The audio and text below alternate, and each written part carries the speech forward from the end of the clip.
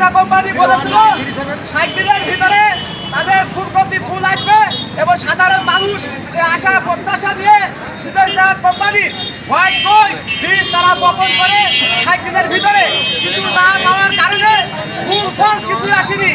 চুয়াডাঙ্গায় আগাম ফুলকপি চাষ করে ফলন না পেয়ে সিনজেন্টা কোম্পানির বিরুদ্ধে ক্ষতিপূরণের দাবিতে মানববন্ধন করেছে ভুক্তভোগী কৃষকরা।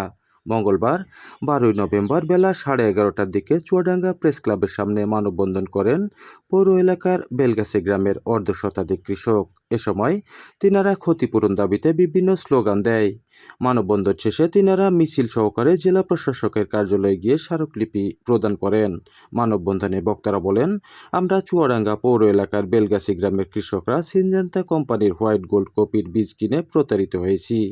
কোম্পানির পক্ষ থেকে বলা হয়েছিল 60 দিনের মধ্যে আমরা ফুলকপি বিক্রি করতে পারবো, কিন্তু 80 দিনের বেশি হলেও কোনো ফলন হয়নি, গাছ নষ্ট হয়ে যাচ্ছে। আমাদের এই ক্ষতির জন্য সিনজেন্টা কোম্পানি দায়ী। তারা পুরনো বীজ দিয়ে আমাদের সাথে প্রতারণা করেছে। অবিলম্বে আমাদের ক্ষতিপূরণ দিতে হবে। মানববন্ধনে চুয়াডাঙ্গা পৌর এলাকার বেলগাছি গ্রামের আলী হোসেন, কুন্টি বিশ্বাস, সাইদুল ইসলাম, সাইফুল ইসলাম সহ প্রায় অর্ধশতাধিক কৃষক উপস্থিত ছিলেন। মানববন্ধন শেষে তিনারা মিছিল সহকারে জেলা প্রশাসকের কার্যালয়ে গিয়ে স্মারকলিপি প্রদান করেন।